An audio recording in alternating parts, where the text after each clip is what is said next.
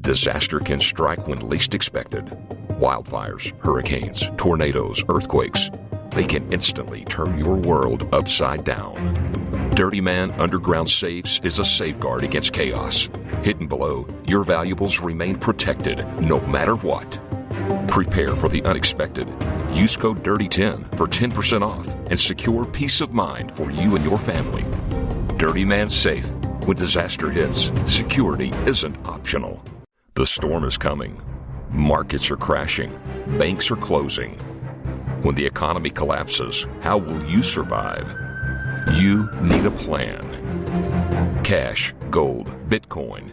Dirty Man safes keep your assets hidden underground at a secret location, ready for any crisis. Don't wait for disaster to strike. Get your Dirty Man safe today. Use promo code DIRTY10 for 10% off your order. When uncertainty strikes, peace of mind is priceless. Dirty Man Underground Safes protects what matters most. Discreetly designed, these safes are where innovation meets reliability, keeping your valuables close yet secure. Be ready for anything. Use code DIRTY10 for 10% off today and take the first step towards safeguarding your future. Dirty Man Safe, because protecting your family starts with protecting what you treasure. Too urgent, too important to allow the process to unfold as it has for the last generation. California's $320 billion budget is now law, but the process came with strings attached. Governor Gavin Newsom signed two major bills, but not without a controversial move, leaving environmentalists disappointed. Gavin Newsom, the governor of the state of California, actually did something good. Gavin Newsom, the absolute scumbag that is currently the governor of the state of California, did something that was smart. Greetings and salutations, everyone. My name is Sean, and today I got to talk about Gavin Newsom partially making some improvements in one of California's absolute worst laws that, by the way, has been proven out for decades to be one of the number one drivers of housing prices going through the roof, in that it is used oftentimes to restrict building, and he actually rolled it back minimally, but at least it's something. It's going in the correct direction. However, one of the things that I notice about the broader proposal, what gets beyond the headlines, is that for whatever ungodly, ridiculously stupid reason, he decided to do one of those 2 steps forward, maybe 1 step back kind of things, where he ended up making this kind of stupider by just adding these other provisions. So we're going to break this whole thing down. We're going to talk about this. But before we do, I want to thank everybody who supports this channel via actualjusticewarrior.com/join. Give me the money. Give me the money. Okay? Yeah, Laura, some called it a poison pill because the governor signed the budget last week, but he said his signature would be invalid if the lawmakers didn't make changes to CEQA. And tonight, he got his way. Congratulations. Thank you. Pen to paper. Governor Gavin Newsom signed 2 bills, AB 130 and SB 131. They strip away key parts of CEQA, the California Environmental Quality Act, which for decades gave environmentalists and communities the power to block projects they disagreed with. The most consequential housing reforms that we've seen in modern history in the state of California. Long overdue? Absolutely. So look, Gavin Newsom describes this as the most important housing reform in California in decades. And honestly, I agree, even though, again, this is just a baby steps kind of maneuver, as it only covers projects of, I believe, 50 units or less. But considering additional regulations in the city of New York when you build apartment buildings kick in at 5 units or more, I can't really say anything against that other than congratulations to Ezra Klein. Your abundance agenda has already had a devastating impact on the Democratic regulatory regime, and I hope that this will lead to lower housing prices, more building, and all the other positive things that should have been happening in California all along. But to understand this, again, you guys need to understand what CEQA is, which is the California Environmental Quality Act. And essentially, this is a law that was signed by Ronald Reagan in the late 60s to early 70s. However, shortly after it was signed, there was a CEQA lawsuit that was filed that essentially made the ability for anybody in the state of California to sue basically any developer or any project developer for any reason. And this ironically included a bunch of different green infrastructure projects that they ended up filing a bunch of suits in. And this is one of the reasons why, by the way, California high-speed rail is absolutely in the toilet, and it's still going through the approval process 13 years later after they said that they were going to go forward with it. Somebody with an 8th grade dropout education like my father could not duplicate his path from poverty to the middle class if he worked 3 jobs. That's because the cost of living has gotten so outrageous here in California, largely because of CEQA, the California Environmental Quality Act, that enables virtually anybody to stop anything for almost any reason. That's why the average price of a home in California is $800,000. The average price of a home in California is 150% the national average. And I think I can do something about that. One of the frequent guests I have on my radio program is an economist, brilliant economist named Leo Hanian. He teaches at UCLA, and he says because of CEQA and other policies, the average price of a home in California is literally 50% more than it otherwise would be. Now, one of the ways that you know this is actually a legitimate thing that needed to be addressed is that Larry Elder, in his recall campaign for governor, as documented by Kirk Wilcox, was actually running in large part against this particular law because it has been shown time and time again to be the key factor in why housing is so expensive in the state of California. And you guys really need to understand that although this law is associated with the environment, it actually was passed well before global warming was a concern. And oftentimes what it is concerned with protecting is the environment as it is currently existing as of 1970 to residents at the time that the law was passed. So you have a bunch of different things that allow residents to sue construction projects if, again, the building is too tall and it stops blocking their light to their home, or if that they think it will be too loud and thus there will be noise pollution, they could bog down the developer in a bunch of different various lawsuits. This is California's high housing costs, causes and consequences. This was a report from the Legislative Analyst Office, LAO. This is a government agency in the state of California, nonpartisan, and they are mainly focused on providing fiscal and policy advice to the state legislature in California. So it's nonpartisan. It's not like this is some fringe, wacko, conspiracy, right-wing think tank. But then we go down here. This report mentions, as you can see, the California Environmental Quality Act. Requires local governments to conduct a detailed review of the potential environmental effects of new housing construction and most other types of development prior to approving it.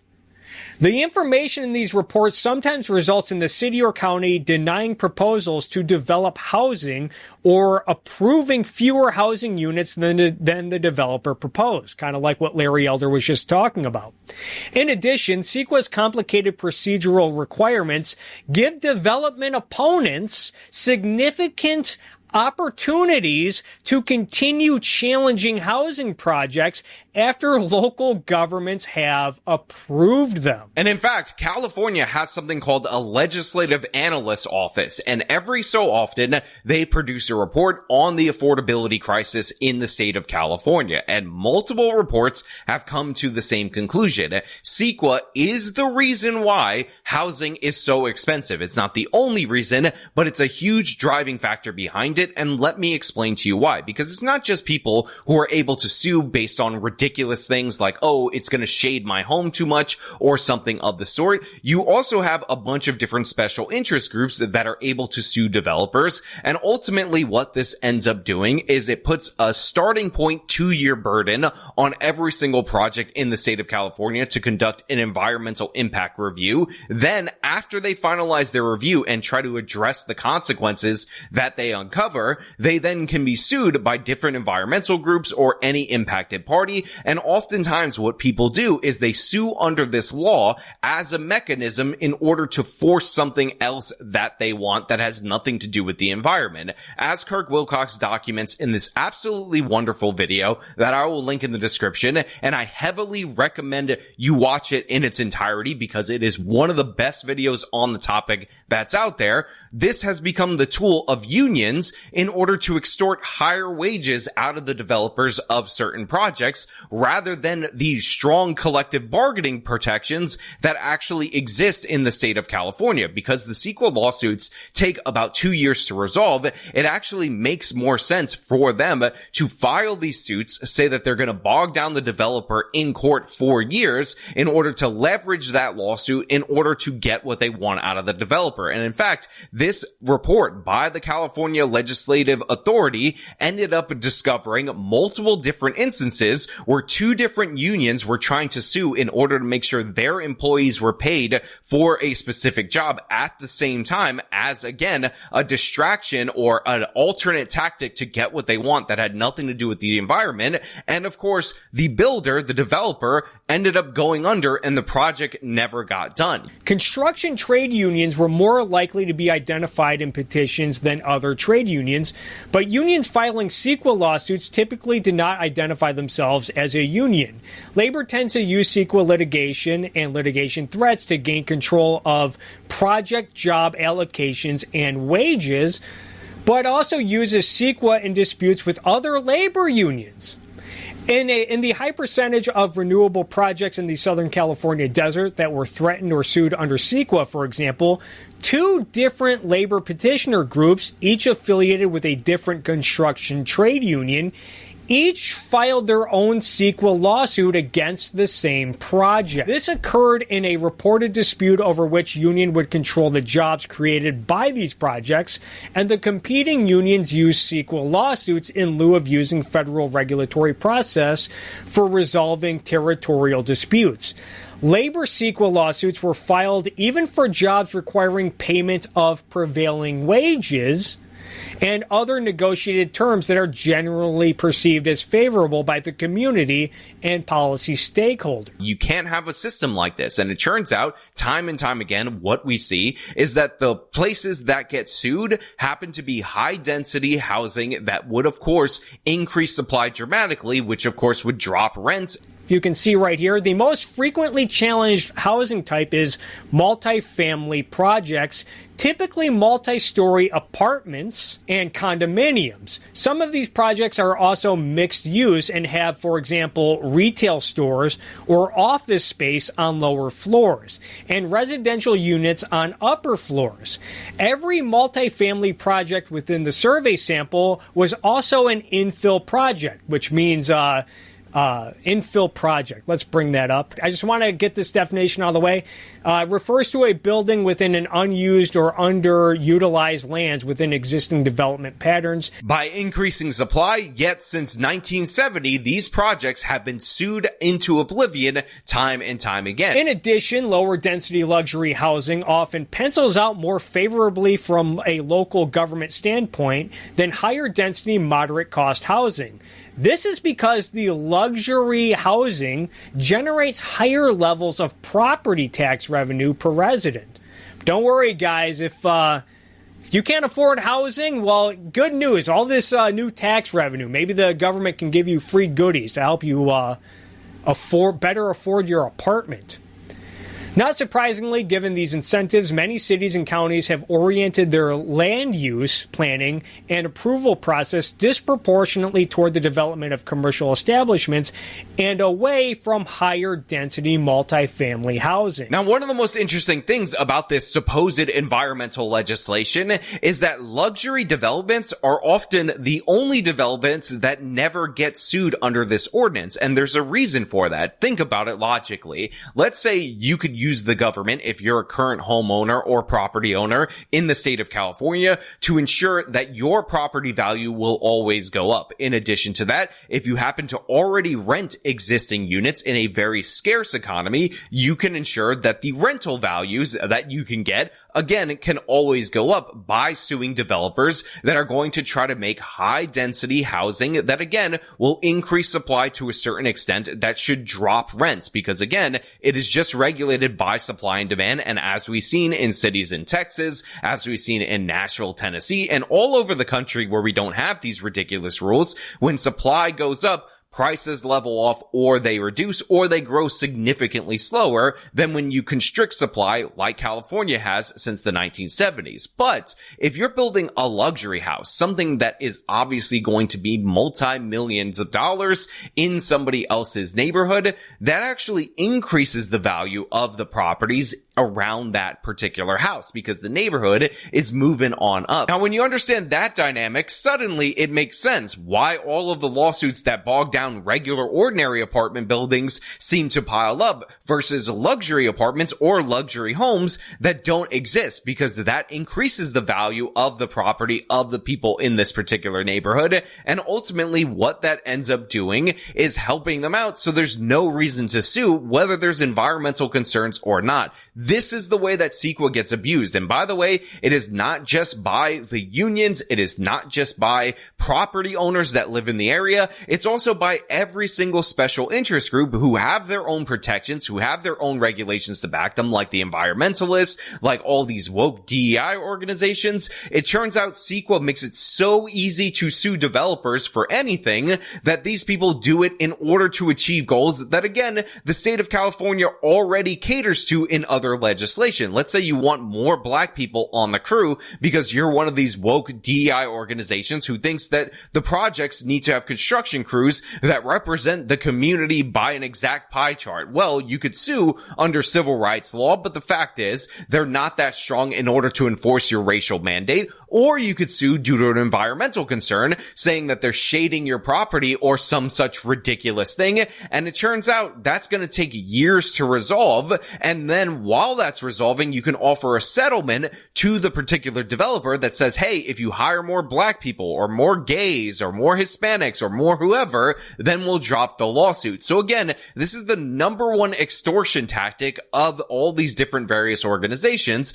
And that's why a wide array of groups that would seemingly have nothing to do with CEQA and these particular lifts on restrictions have come out opposed to this and are absolutely enraged at Gavin Newsom. And by the way, the exceptions that he has are for, again, buildings under 50 apartment units, and they're in what are called infill areas, which means already urban areas. So these are minor tweaks, but again, they have major consequences for all these extortion groups, and that's why these people are so mad. That's why you see a whole smattering of organizations that sure are vaguely left-wing, but in reality, they don't seem to meet the specific goals of the environment that were supposedly laid out by CEQA initially. In addition to that, a bunch of these environmental groups that you've never heard of are just masks for the very organizations that I was talking about. Also talks about non-construction unions are even less likely to be named in CEQA positions, in part due to federal law restrictions on the manner in which